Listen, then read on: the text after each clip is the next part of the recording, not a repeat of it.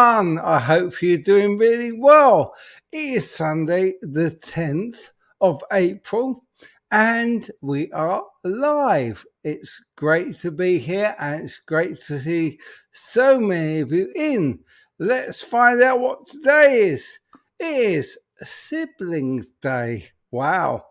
National Farm Animals Day, Palm Sunday, and Eddie Day. So yeah, my absolute guitar hero today we're checking out. Let me say a few hellos because we got lots of people in. Octopus Ears, Glenn Bailey, Gil Lamb, Grandpa Joe, Tall Thin Kev, Croc66, who else have we got? Bam Mozzie, hey bro, Phil, Glenn Bailey, William De Silva, Ben Coombs, don't forget he's going live at 8 p.m. Eastern Standard Time. Check him out if you haven't. Gear Junkie 35, BC Rich 581, Gary Devlin, Dennis, hey man, Daz Ironworker, hey Daz, good to see you. Sean Hockey, hey, Grax, I thought you were Grax Johnson, but JHSN, well there we go. Easton Ray, Jake Leigh Guitar, hey bro, Graham Campbell, hey, Janice Lala, great to see you. Rick Beato, hey brother, it's awesome to see you, mate. Everybody will be saying, oh, Rick's here, which is awesome. That looks like a majority of you. So I have got a big Van Halen night coming up tonight, just because I love him. But first of all, I would like just to say a big thank you to my patrons, as always.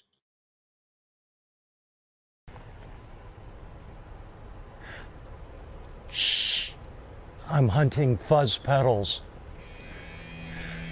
I think I hear one coming.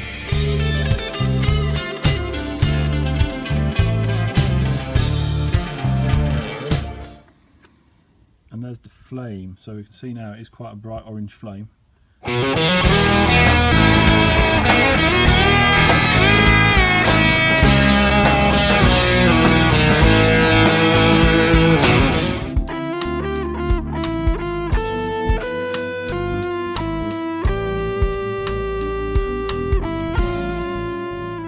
Tonight, we will be exploring the boss ML2.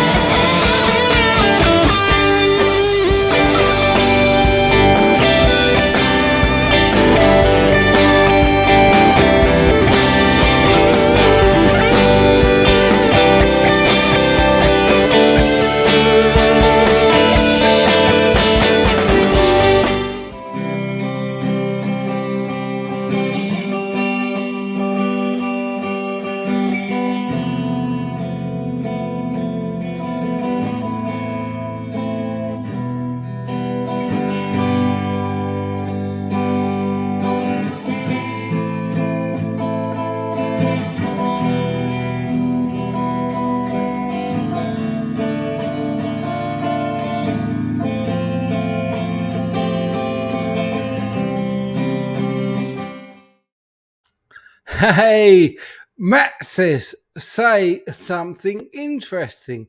What do you want me to say, man? And yes, it is the real Mr. Rick Beato. He is a very, very good friend of mine. Always such a support to me and the channel. He is amazing and it's beautiful to see him in. Loads of people asking questions. Um, yeah, absolutely. Hey, Terry, 3Gs, good to see you. Big G, hey man, I hope you're well. Let me see. Eastern Raby Lamb Solo, he is amazing. Beat Brown, hey man. Yeah, it's great to see so many of you. And there he is. See, it is there we go. The real Rick Beato. And he is giving me hands rather, which is weird because it shows up as squares on here. Love you, brother. It is absolutely great to see you in.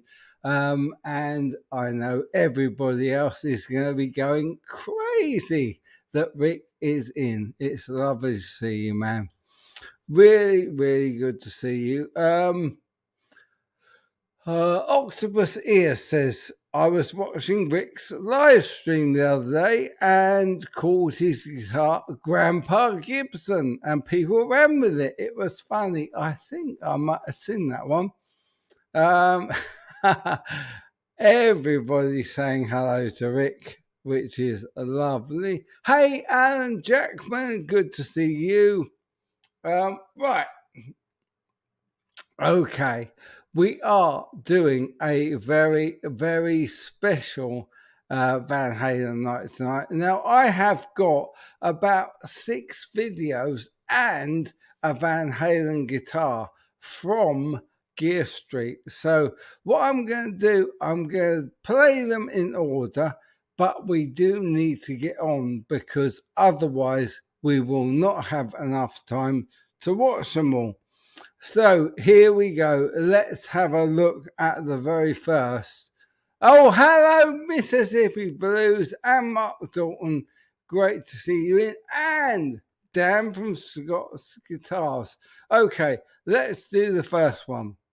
Here we go. This is about how Eddie and Sammy first got together.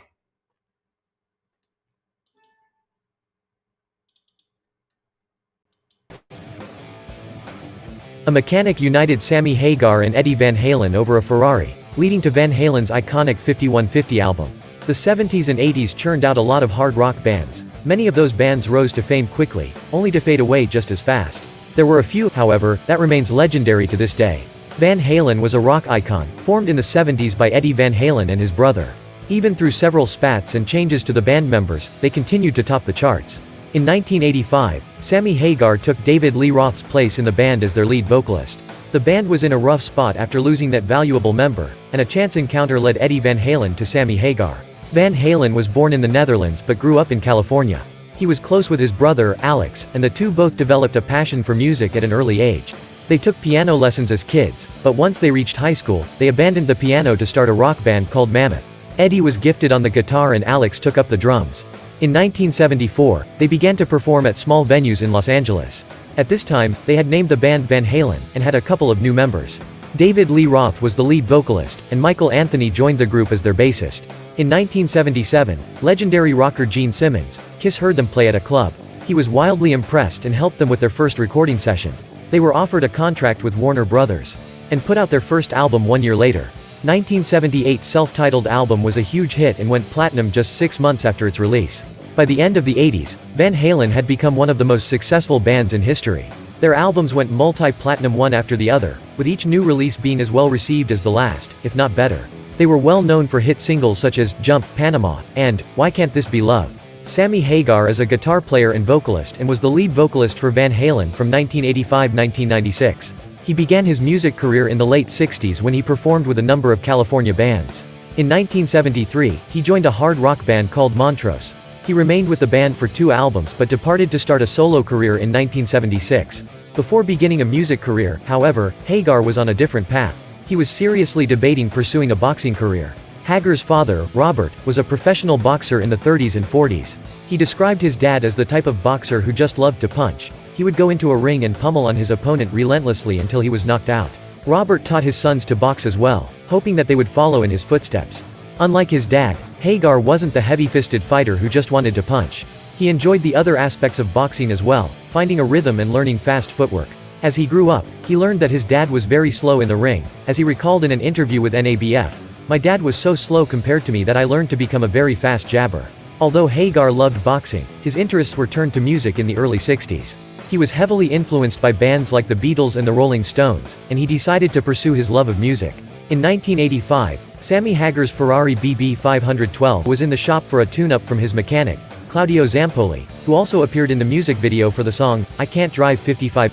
Van Halen happened to be at the shop that day and admired the Ferrari. When he asked Zampoli about the car, the mechanic said it belonged to Sammy Hagar, that's Sammy Hagar's. "You should call him and put him in the band." Van Halen called Hagar and invited him to a marathon jam session to see how he meshed with the rest of the band. Hagar agreed, and joined Van Halen, working on their next album later that year. Although serendipity played a role in connecting these two rock legends, Hagar is of the mind that it was probably going to happen anyway. Earlier that year, Roth had left Van Halen. The band was in quite a lurch without their lead vocalist, and the news was all over. Hagar had heard about it as well and told his wife that they were going to call him. According to Classic Rockers, he recounted the details of the situation in his memoir, saying, "Who else were they going to get? There was Ozzy Osbourne, Ronnie James Dio and me."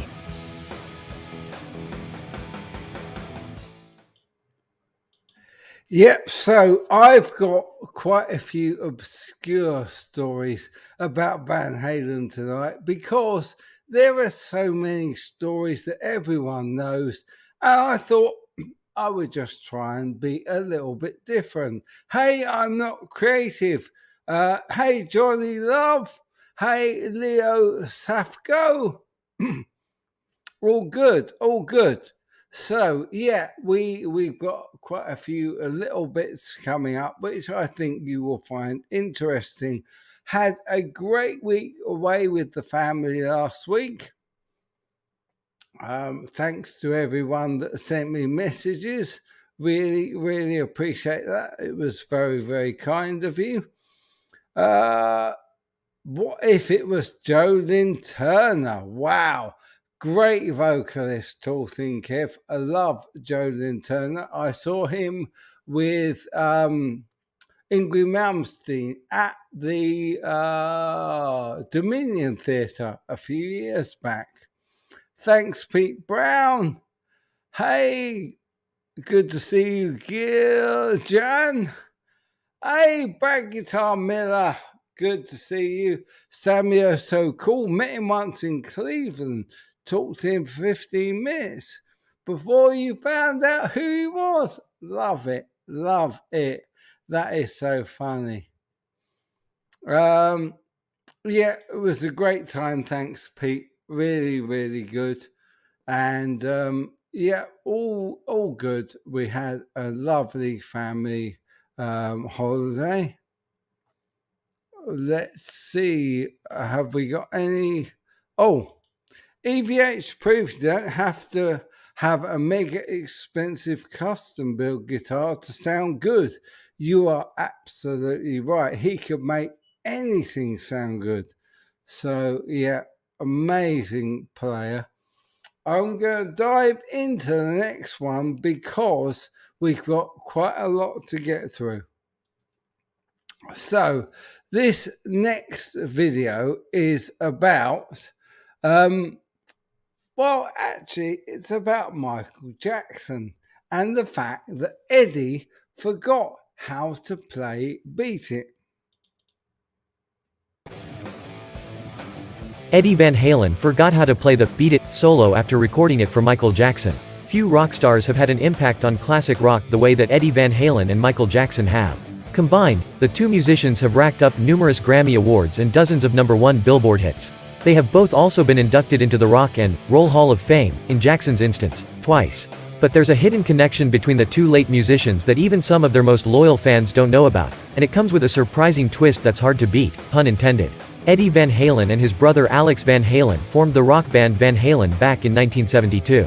The group first experienced commercial success with their self-named debut that was released in 1978, which quickly went on to become certified diamond. Some of Van Halen's biggest hits include Panama, Runnin' with the Devil, and Eruption. The group disbanded in 2020 shortly after Eddie passed away from cancer. Michael Jackson first rose to fame as a member of the Jackson family, singing with his older brothers as part of the Jackson 5 group. He's best known for albums like Thriller, which won 8 Grammy Awards at the 1984 Grammy Awards.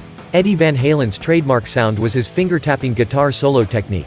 His solos are consistently listed in best-of-ranking lists by outlets like Rolling Stone and Guitar World, and they once caught the attention of Jackson's team. Quincy Jones was a producer for 3 of Michael Jackson's albums, 1979's Off the Wall, 1987's Thriller and 1987's Bad.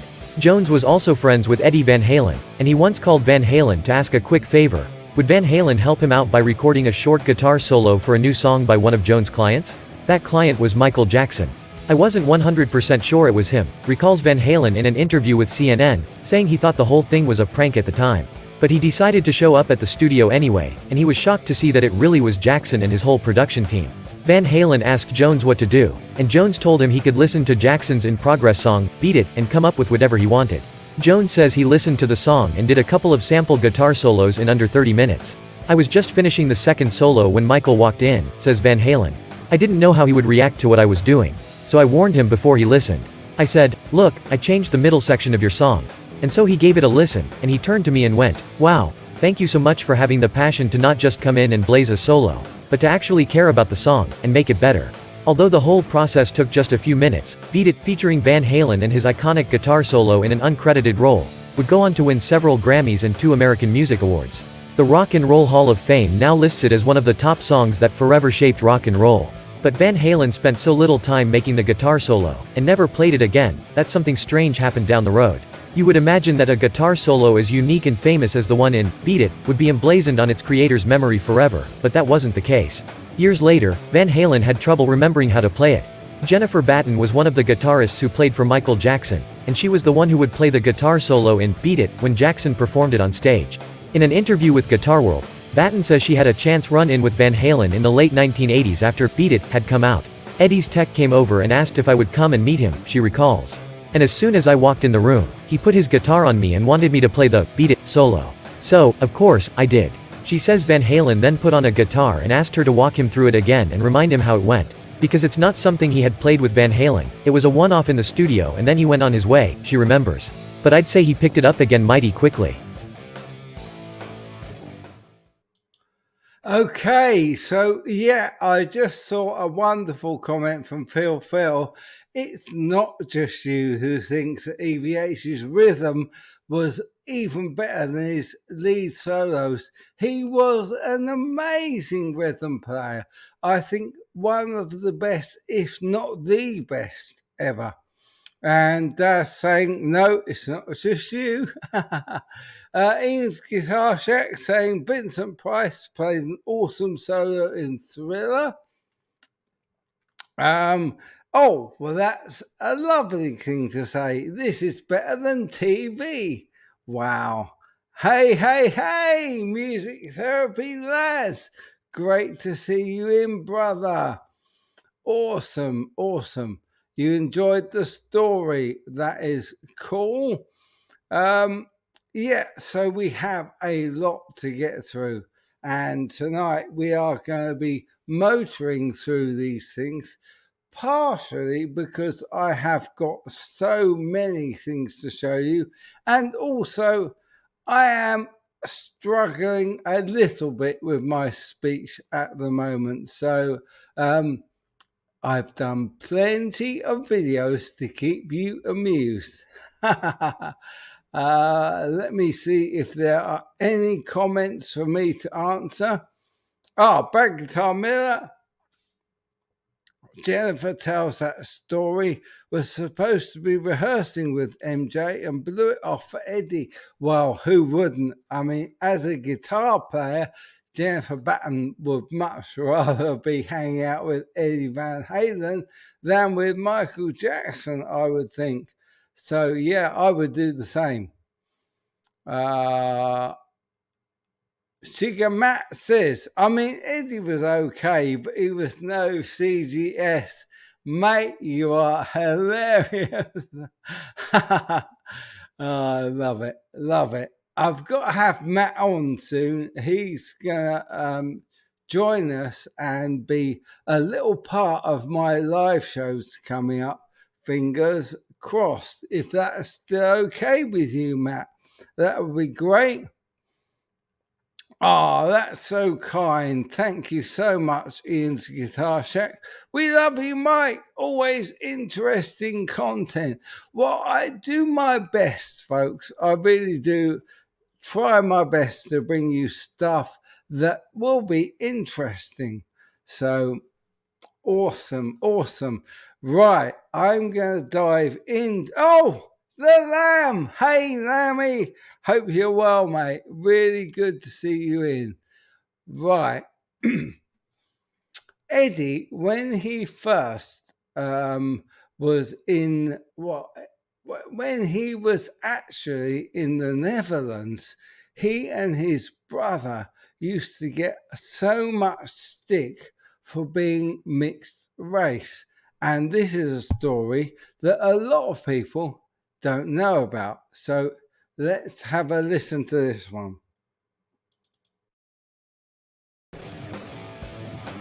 Eddie Van Halen endured a horrifying racist environment before he became a rock star. Eddie Van Halen, of Van Halen fame, died in October 2020, but for many fans around the world, his music and his influence on popular culture will live on forever. Van Halen, who had been a force to be reckoned with in the music business since the 70s, threw himself into his work, dedicating his life to the mastery of the guitar. As a global superstar, Van Halen left it all on stage, putting on performances that are legendary among rock music circles, and right up until the end of his life, Van Halen worked on his music. What few fans know about Eddie Van Halen, however, is that his early life was notoriously difficult.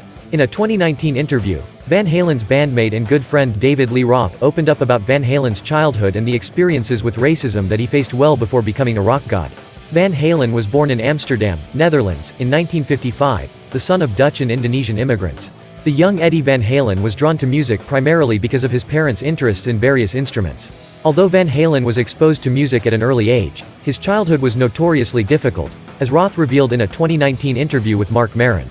It was a big deal. Those homeboys grew up in a horrifying racist environment to where they actually had to leave the country, Roth detailed, describing how Van Halen and his family moved to California when the boy was around 8 years old, but that they did not escape the judgment that came as a result of the boy's mixed-race heritage. Then they came to America and did not speak English as a first language in the early 60s. Wow, Roth noted. So that kind of sparking, that kind of stuff, that runs deep. Van Halen eventually found a circle of friends in America, and later described how African Americans were the ones to embrace him when he felt as though he had no one else. My first friends in America were black, Van Halen once detailed. It was actually the white people that were the bullies. They would tear up my homework and papers, make me eat playground sand, all those things, and the black kids stuck up for me. In 1972, Van Halen and his brother, Eddie, formed the band that would later go on to become Van Halen. The group released their debut album in 1978, and from there, it was a meteoric rise to the top for Van Halen. Over the years that followed, Van Halen's catchy rock tunes, including the classic, Jump, became staples in the music scene, and the band became one of the world's all-time biggest rock bands. Even as he made hits with Van Halen, Eddie Van Halen continued to work with other artists, including Gene Simmons and Queen guitarist Brian May. Throughout the 90s and into the 2000s, Van Halen worked on interesting projects, always remaining music-focused, and never forgetting where he came from. Upon his death in 2020, the outpouring of love from fans around the world was overwhelming, and Van Halen's Indonesian fans didn't disappoint, paying tribute on social media to the one-time immigrant who had been through so much in his life. Yeah, so it was pretty tough for Van Halen, and despite how great he was, he did come in for some racist abuse, which is a real shame. Peter Grant, I'm so sorry that you lost your brother, and my thoughts and prayers are with you, my friend, and I hope that you are okay. And I hope that you remember all the great times that you had with him, because only the good die young. And I think that as he taught you to play the guitar, I think that's a real special bond that you guys had. And hello to Hot Pole Studios. Great to see you in as well, brother. We have got 48 of you watching and 31 likes. Thank you so much. Yeah, everybody saying sorry for your loss, Peter. Oh, that's lovely. No need for sorry. We were close for 65 years and shared some great memories. And that is what is important, my friend. And yeah, my love goes out to you, brother. Yeah, lots of people saying sorry for your loss. Hey! How you doing, A1F Tupper? Yeah, my fretless friend, Finding Fretless. This is actually Paul, my good friend Paul Brett. Great to see you, brother, and I'm hoping that we'll be getting together really soon. And in fact, I will message you tonight if I can. Yeah, it was great to hear so many good memories. That really is good to hear. Yep, that could well be. The racing was most likely to do with the Dutch being a colonial power. Yeah, could well be. So funny, EVH said that when I lived in LA, the black community was great to me. They are an awesome community in LA, apparently, and a very close-knit community as well. I'm just reading your comments. Yeah, everybody being so kind. And we're all sending our love because this community is a wonderful community. And we all support each other. So that is awesome. CGS, just checking, did you get my email? I didn't, brother. I haven't seen an email from you for quite a few weeks. So try sending it again if you wouldn't mind. Thanks, mate. That'd be so cool. Right. I have got more. I've definitely got more. This next one is quite a little, well, I would say a cheeky one that I found somewhere online, and it is about Eddie and his wife, Valerie Bertinelli, and their coke habit. Now, I'm not wishing this to be anything like negative, but I think it's an interesting story and I hope that you'll enjoy it. Valerie Bertinelli says, cocaine was everywhere in the 80s during her days with Eddie Van Halen. As she reflects on toll his demon addiction took on their marriage, Valerie Bertinelli confessed that cocaine was everywhere and easy to get during her days with the late Eddie Van Halen in the 1980s. The 61-year-old actress married the rock star in 1981 and ultimately divorced him in 2007 after his addictions took a toll on their marriage.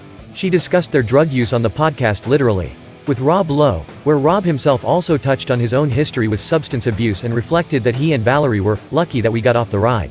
While Valerie and Eddie were together, she became acquainted with the drug-fueled orbit of his world-famous band Van Halen. However, Valerie, a sitcom star on One Day at a Time, was not entirely integrated into the scene as once Ed and I became involved. All of a sudden there was this rule that there was no girlfriends and no wives allowed on the road. She joked that the band weren't interested in eating, that's for sure, and added, well, I am a prude now, but I partaked as well for a few years until I just couldn't take it anymore. Sick. Noting, cocaine was everywhere, and easy to get. Rob, who became a movie star in the 1980s, Brat Pack, admitted that, we all took cocaine in that era as, it was before the bill had come due and we just didn't know. He remembered that people were saying it was good for you, it helped you think, and the other thing was it was what successful people did in our industry. It was all the people you admired did. Rob argued that if you're Eddie Van Halen, what do you think Keith Richards was doing?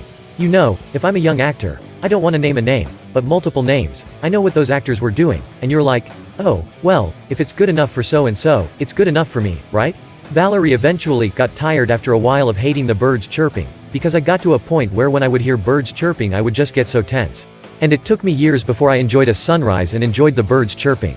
Rob's libertine lifestyle of the 1980s caught up with him after a sex tape emerged of him with 2 girls in Georgia, where he was campaigning for Michael Dukakis. He was 24 and one of the girls was 16, meaning she was past the age of consent in Georgia but too young to legally appear in a sex tape. Rob, who allegedly met her at a nightclub and insisted he thought she was an adult, managed to avoid criminal charges and settle a lawsuit with the girl's family. 2 years after the tape, which resulted in a massive scandal that nearly torpedoed his career, Rob went to rehab for alcoholism and has remained sober since. He told Valerie on his podcast that we're lucky that we got off the ride. You know, 'cause a lot of people follow it all the way down. His theory is that it's better to like crash and burn than to have it never than to be incrementally boiled alive by it like a frog. You know, the sort of the frog that you keep turning the temperature up in the water. It will let itself get boiled alive, because it doesn't, you know?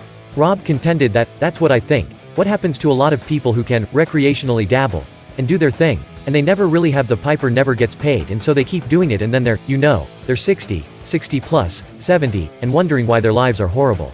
Eddie's addiction took a lonely form while the rest of Van Halen would enjoy wild nights out after shows. He would indulge in vodka and cocaine alone at the hotel. Eventually he got sober in 2008, the year after his divorce from Valerie was finalized, but he died in late 2020 at the age of 65 after a battle with throat cancer. I didn't drink to party. Alcohol and cocaine were private things to me, he told Billboard in an interview years after he went on the wagon. I would use them for work. The blow keeps you awake and the alcohol lowers your inhibitions. I'm sure there were musical things I would not have attempted were I not in that mental state, he shared with the publication. Valerie told Rob, well, I think we all have a toolbox that we go to when we need to suppress any kind of emotion that we don't want to feel, any kind of pain that we don't want to feel, and I know that Ed's toolbox was full of drugs and alcohol. She explained, my toolbox was full of food, which I thought was love, and I misused it and thought it was the enemy for a long time. And with Ed it was drugs and alcohol and it took a very, very long time for him to just not use it to deal with his pain.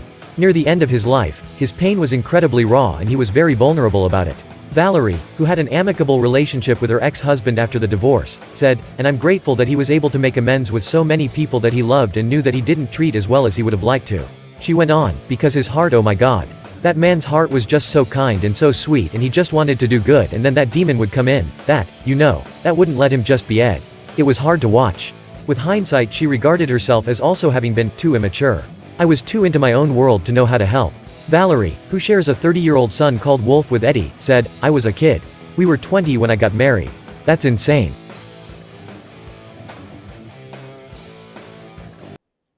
Yeah, so Eddie had his demons with drugs, and obviously it was great to hear that he managed to get off them in 2008, and I wonder whether or not that might have had something to do with his throat cancer or his tongue cancer, because it really can affect your immune system, and you've got to be so careful.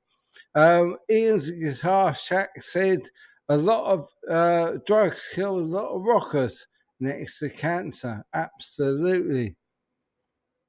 Homegrown Son says drugs were there, cancer for far too many. You're absolutely right. I always think of Angus sipping his cup of tea after a show. One of the rare sober greats. I'm glad Ed got it together eventually. Yes, so am I, brother. And talking of alcohol free, there we go. We're alcohol free tonight. Yeah, that is absolutely right. Eastern Ray, mid-80s California was awash with cocaine. Cocoa will eat your heart. Wow. Drugs are bad. Yeah, for sure. Well, I don't know if any of you saw my video about Kurt Cobain. Very, very strange story there, because the amount of drugs in his system, I have no idea how he managed to pull a trigger. I just would be really interested if you guys do go and watch that if you haven't already. Oh, thanks, Daz. That's cool. Cheers, man. Right. Let me give you another video. This one is about Sammy Hagar regretting that he showed some of Eddie's dark side. So let's go and check this one out. Sammy Hagar regrets revealing Eddie Van Halen's dark side. Sammy Hagar is a rock star, entrepreneur, author, and television personality. Hagar has been a vital part of the rock music scene since the 70s, when he started performing with the band Montrose. However, it was his stint with Van Halen in the 80s that really catapulted him into superstardom, and even when he left the band, fans couldn't get enough of hearing about his days with the raucous rock group. Following the tragic death of Eddie Van Halen in late 2020, Hagar has opened up about his relationship with the rock legend. In a June 2021 interview, Hagar even admitted that he regretted writing some of the sordid details of Van Halen's life in his 2011 memoir. Hagar was born in 1947 and was drawn to music at a very early age, fronting his first band when he was just a teenager. In the 70s, Hagar joined up with the rock band Montrose, according to AllMusic, touring around the United States and earning acclaim for songs like Bad Motor Scooter. After Hagar was fired from the band in 1975, he launched a successful solo career. In 1985, after a few years of performing solo, Hagar joined up with Van Halen, one of the biggest rock bands in the world at the time. Hagar, who replaced David Lee Roth as the band's lead vocalist, and many credited Hagar with helping to revitalize the band. However, by the mid-90s, there were internal problems in Van Halen, and trouble between the band members caused Hagar to split from the band in 1996. According to Musician Guide, Hagar maintained that he was fired while the remaining members of Van Halen insisted that Hagar facilitated the split because of his desire to pursue a solo career. Hagar went on to experience incredible solo success and even briefly reunited with Van Halen in 2003. However, the release of Hagar's memoir in 2011 caused many fans to question his relationship with Eddie Van Halen, especially since Hagar spared no details when it came to Van Halen's alleged substance abuse. At one point in the book, according to Ultimate Classic Rock, Hagar wrote that he was shocked when he visited Van Halen's home in 2004, it looked like vampires lived there. There were bottles and cans all over the floor. The handle was broken off the refrigerator door. There were spider webs everywhere. In a 2021 interview with Paolo Baron and Regis Tadeu, Hagar revealed that he regrets writing what he did about Van Halen in light of the guitarist's tragic death in October 2020. More than anything, because of the untimely and tragic death of Eddie Van Halen, I apologize from the bottom of my heart for exposing his dark side to where I don't think anyone wants to hear that now, Hagar said. Unfortunately, it's in the book, it's true, it's all true. If I wrote the book today, I would only put the good of Eddie Van Halen, because he was such a brilliant, genius guitar player and such a great friend and a great partner, until everything went wrong, like everything else.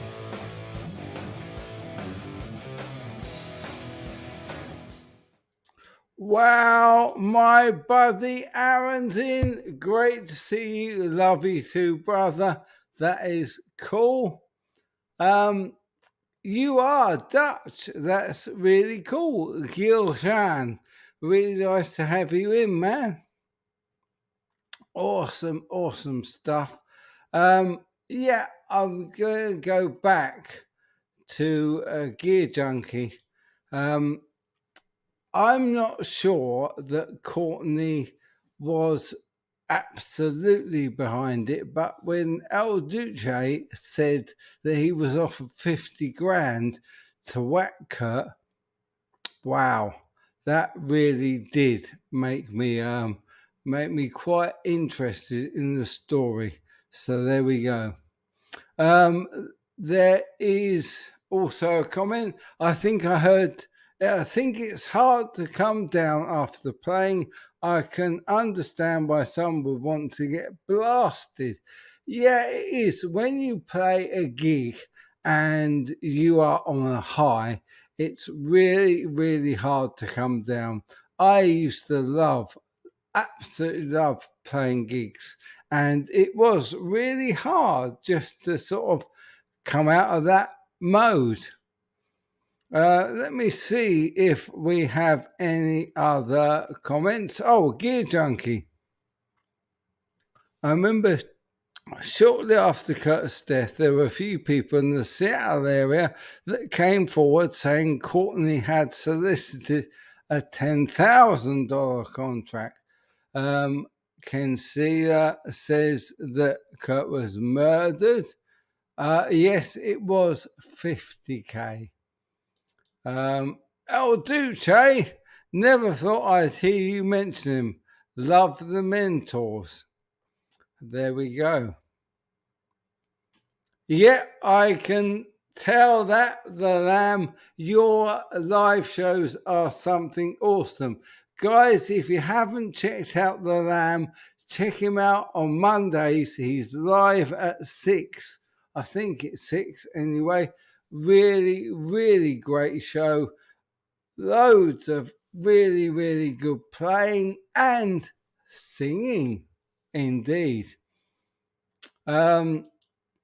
I have 2, maybe 3 pints when playing. No more than that after the gig. That is different. Yeah, well, I never ever drunk before the gig, but afterwards, whoa, yes, definitely. A few JDs went down the old road. Aaron says, when you're on the road, it's also effing boring. Constantly moving and waiting to play. The hurry up and wait is easier to pass if you're blasted. Oh, sorry, man. Starts at 7 p.m. 25th of April 1 is a guitar giveaway stream. Check that out, guys. Phil says, I'd be hyper all night and unable to sleep or even settle down. Luckily, I'm way too delicate to overdo things since I was in my 20s. Oh man, I feel like I'm in my 20s now. Sugar Matt says, I can hardly pay as it is, so no drinking while playing. Good man. And he is my bass player, which is good to know. Aaron says, I really don't get messed up anymore. Nam excluded. Actually, talking about Nam, do you guys know that there are very, very few? Let me share this screen with you.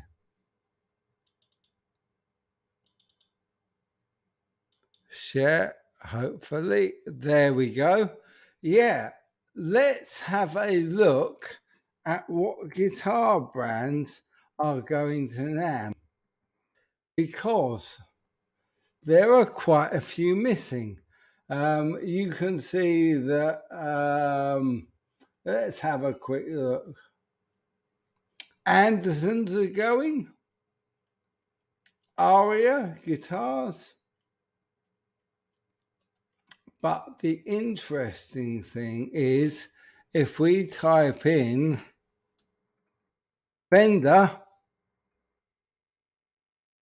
apparently they are only in these little booths. There's G&L, there's multiple brands.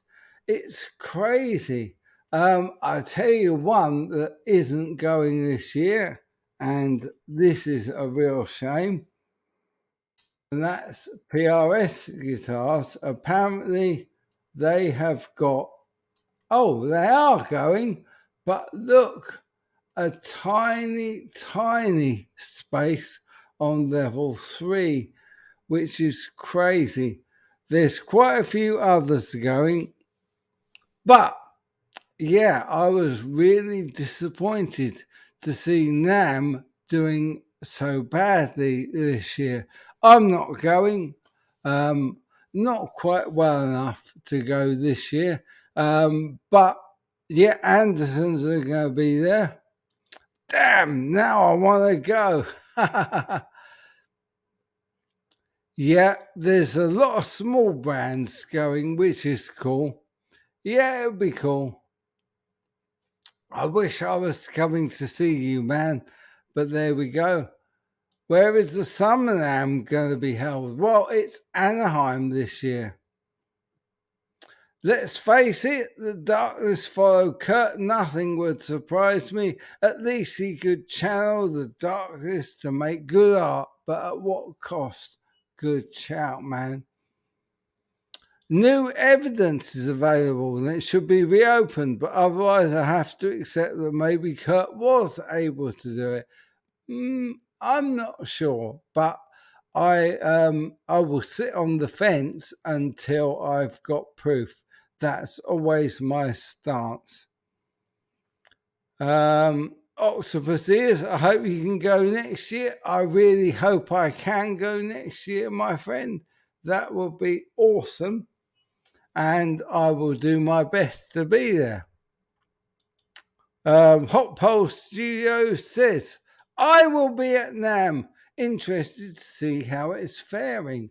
Yeah, well, I was going to do a NAMM show special tonight, but I decided I just needed a chill out and enjoy my absolute guitar hero, Eddie Van Halen. Good, need something like that. SPL sensitivity is crazy. Bad people yelling. Same room hurts. Sorry, not. I think you were responding to someone else. Shiga Matt says, never underestimate what a desperate person is able to do. Yeah, a lot of Kurt's friends said that he wasn't depressed, which is really quite a thing. But there we go. I wish I was going. Good. You're going to meet up with Hot Pole. Yeah, meet up with Adam. He is a great guy. And you guys will get on like a house on fire. Right. Let's do the last Van Halen video, and then we will do my Gear Street one. This is all about Joe Satriani and what he thought of Van Halen. Joe Satriani says Eddie Van Halen's music was groundbreaking in how he arranged his guitar parts.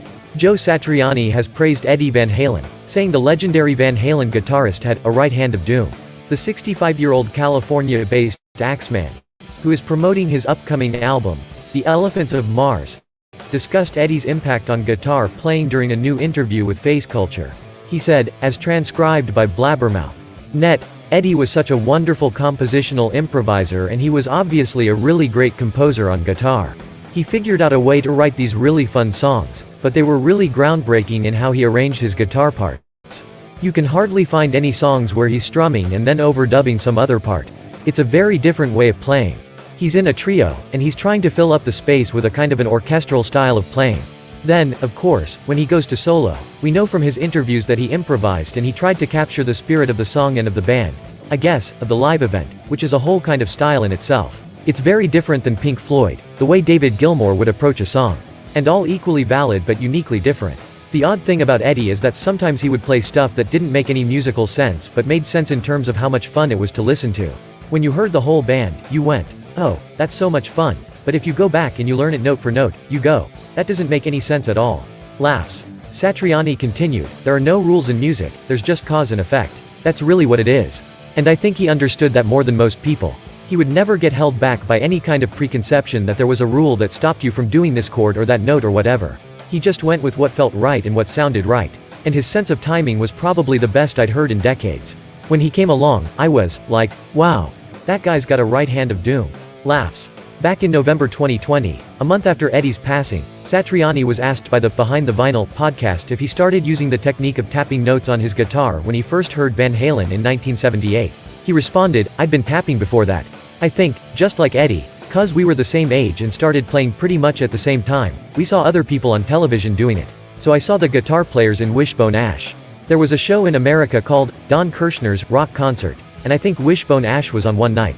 And I think my dad was watching it. And I just walked into the room for a second, and I looked and I see the guy playing with his fingers. And I'm, like, oh my god.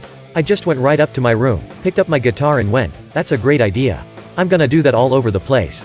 My group of friends, everyone was tapping, but the great brilliance of Eddie was what he did with it, Joe continued. And that's what you can say about everything. We knew the same chords. There's a million guitar players that know exactly the same 12 notes. The same chords, we buy the same strings, we're using the same guitars, pretty much. So what makes Eddie so special? Why did that genius just say, well, I'll take that and just do this with it? But he did, and all of us responded like it was God sent. The first time I heard Eddie was when Eruption came to the radio, and I was sitting there with my guitar just jamming along with the radio, and, yeah, my jaw dropped. And I put my hands down and I went, oh my God. I'm in the presence of greatness. That guy knows how to use things that I know. It's like, I've got all the tools laid out on my table just like him. But wow, look what he's doing with them. And it just made me smile. I was so happy. The other part that made me so happy was because he played so aggressively and so melodically, the whole song, like it was a whole Eddie Van Halen world that he would show you, Satriani added. But it was fun. It was rock and roll. It wasn't perfect. It wasn't pretentious. It was still, like, let's just have fun. And I thought, I need to get everybody that I know in this town to like this, because this is gonna be good for all of us guitar players that really wanna play. 'Cause it was that attitude at the time. I was feeling like people were telling us, slow down. Don't play so many notes. No feedback. Try to make your guitar sound like clean guitars from the 60s or something like that. We were waiting for somebody like Eddie to come along and just like reinvent it. And he did. And it was truly great. Eddie has said in the past that he was inspired to start doing the finger tapping trick after watching Zeppelin at the Los Angeles Forum in the early 1970s. Jimmy Page played the solo from Heartbreaker, using both hands to tap out notes on the neck of the guitar, which inspired Eddie to take the technique and refine it, enabling him to play a seemingly impossible flurry of notes and pinched harmonics. It's like having a sixth finger on your left hand, he explained in 1978, according to BBC. Instead of picking, you're hitting a note on the fretboard. Deep Purple's Ritchie Blackmore reportedly claimed that he had seen Canned Heat guitarist Harvey Mandel using tapping on stage as early as 1968. Dokken guitarist George Lynch corroborated this, mentioning that both he and Van Halen saw Mandel employ a neo-classic tapping thing at the Starwood in West Hollywood during the 1970s. Mandel used extensive two-handed tapping techniques on his 1973 album, Shangrenade. Eddie used the finger tapping technique during his legendary solo on the aforementioned Eruption, voted the second best solo ever by Guitar World magazine. Hey Dwight, and hey Andy and Esther. Great to see you guys in. Listen folks, I'm going to go a little bit over tonight because I have to show you this guitar from Gear Street. And if I didn't, you wouldn't find it like an Eddie Van Halen show tonight. So here we go.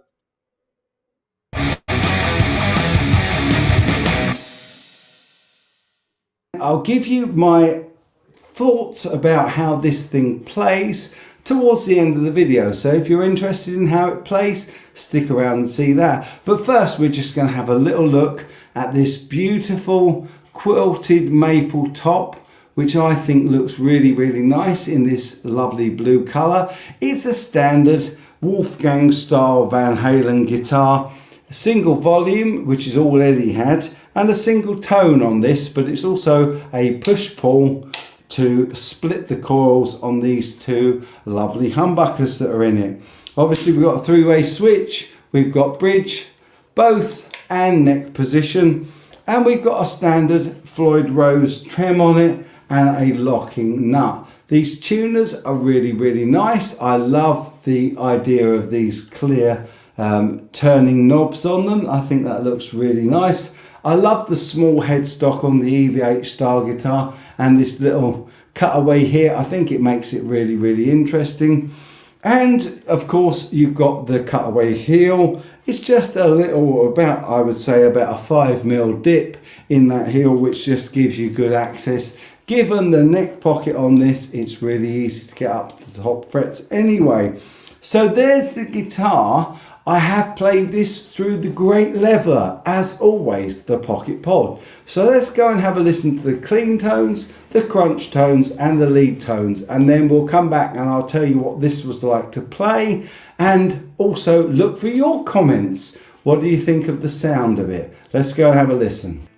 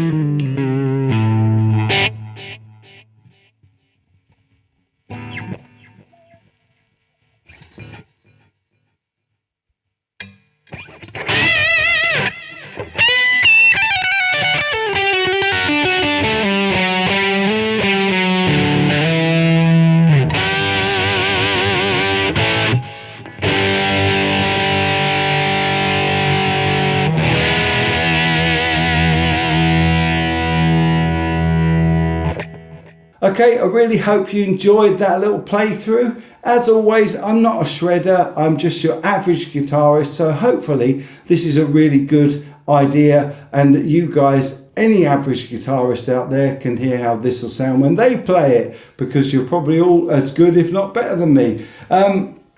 It has got a lovely thick neck. This is a bird's eye maple neck, and I'm not sure it'll show the bird's eye on it, but these are really pretty. And what's more, it's quite a nice thick chunky neck as well. So from my perspective, it's pretty easy to play. It is very nicely balanced, if I can hang on to it.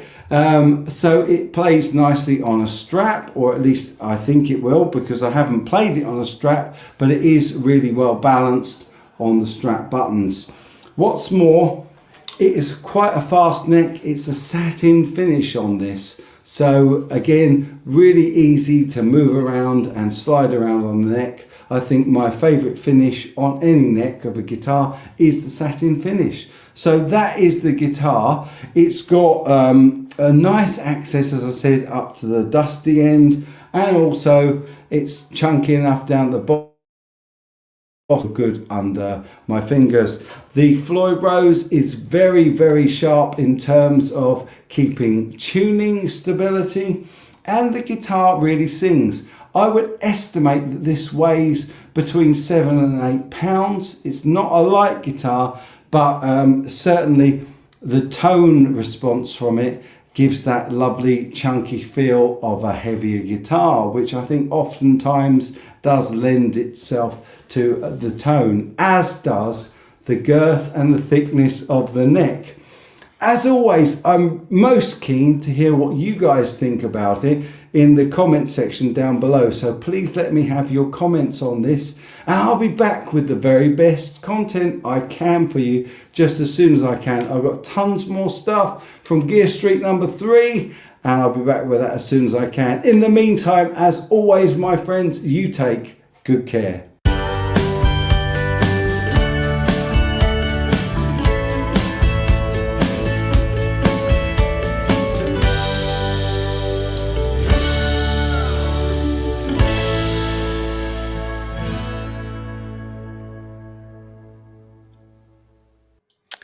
Yep, so I'm really sorry. I did say we had tons to get through tonight, and we have gone slightly over.